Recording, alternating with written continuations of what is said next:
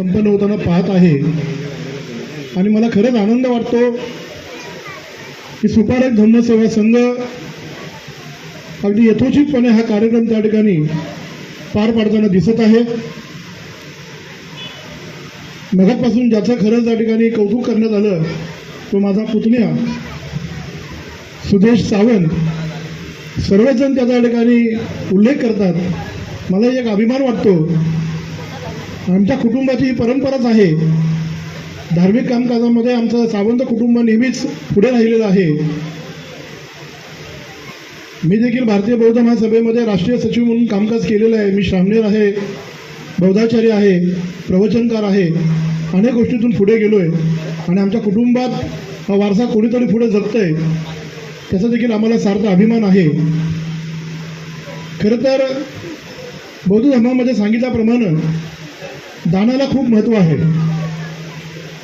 दान पारमिता जी बुद्धांनी सांगितलेली आहे त्या दान पारमितेमध्ये आपण देत असलेलं प्रत्येक दान जे असतं ते धर्माप्रती संघाप्रती आपण ज्यावेळेला देत असतो त्यावेळेला त्याच्यातून निर्माण होणारे जे कुशल कर्मातून निर्माण होणारी जी एक चेतना असते ती आपल्या सभोवताली नेहमी असते आणि म्हणून अशी चेतना आपल्यामध्ये निर्माण करण्यासाठी आपण संघाला धर्माला नेहमी दान दिलं पाहिजे।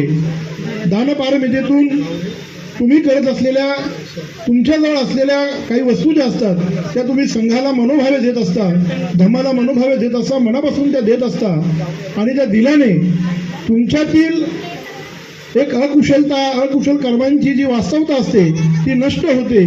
तुम्ही चांगल्या कुशल कर्मांकडे त्या ठिकाणी वाटचाल करता।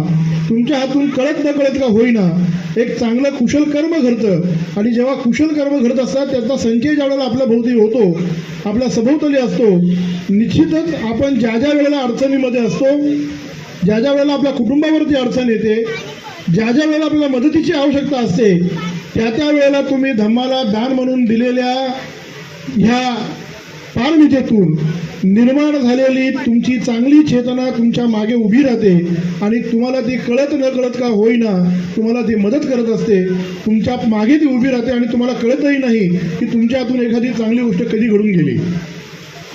खरं तर वास्तव असं असतं की आपण ज्या वेळेला एखाद्या वेळेस आजारी असतो, आपल्याला दवाखान्यात जायचं असतं, एखादी मदत लागत असते, त्यावेळेला अनेक हात आपल्या आजूबाजूला येतात, आपल्याला मदत करतात। दवाखान्यात कोणी भेटतो, डॉक्टरच्या रूपाने आपल्याला इतर व्यक्ती मिळतात, आपल्याला मदत करतात, ॲम्ब्युलन्सचा चांगला ड्रायव्हर मिळतो।